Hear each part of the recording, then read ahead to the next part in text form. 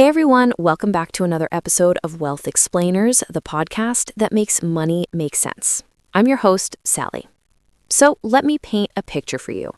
You're at the grocery store, got your cart full, and you're feeling good. You get to the checkout, the total pops up, and you confidently swipe your debit card. But instead of the satisfying beep of a successful transaction, you see a message that makes your stomach drop. Declined. And then, a day or two later, the dreaded email or text pops up, a notification from your bank about an overdraft fee.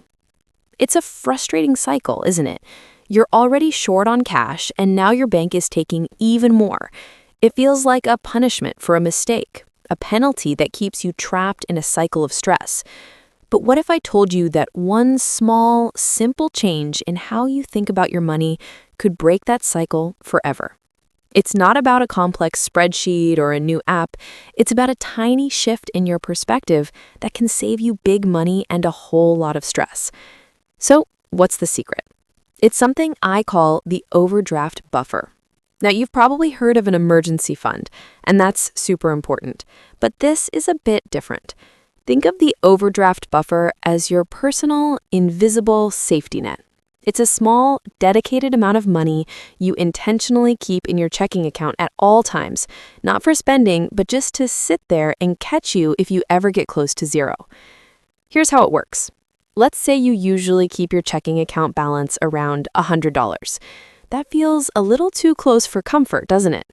One unexpected bill, one forgotten subscription charge, or one miscalculation at the store, and you're in the red. The overdraft buffer is a strategic way to solve that problem. Let's pick a number that feels right for you. Maybe it's $50, maybe it's $100, or even $200.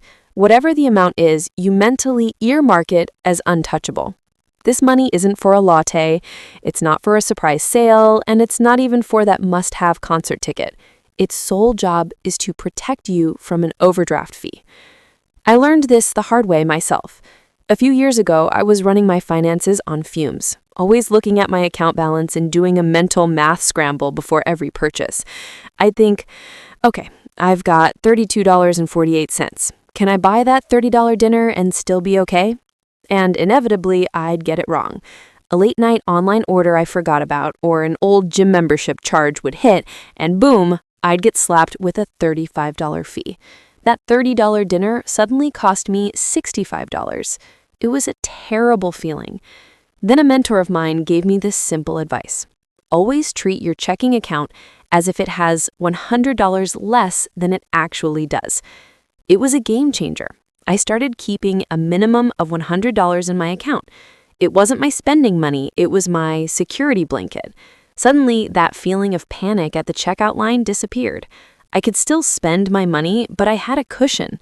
That forgotten subscription charge would still go through, but instead of taking me into negative territory, it would just dip into my buffer. I wouldn't have to pay a fee, and I could just replenish the buffer later. Think about the math. Most overdraft fees are around $35.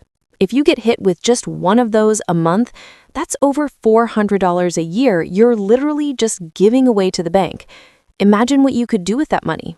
A weekend trip, a new pair of shoes, or maybe even just a month of stress-free groceries. By intentionally setting aside a small amount of money, you're not just preventing a fee, you're investing in your own peace of mind. You're taking control and telling your bank, not today. So, here's your quick win takeaway for today. It's super simple and you can do it right now. Step 1.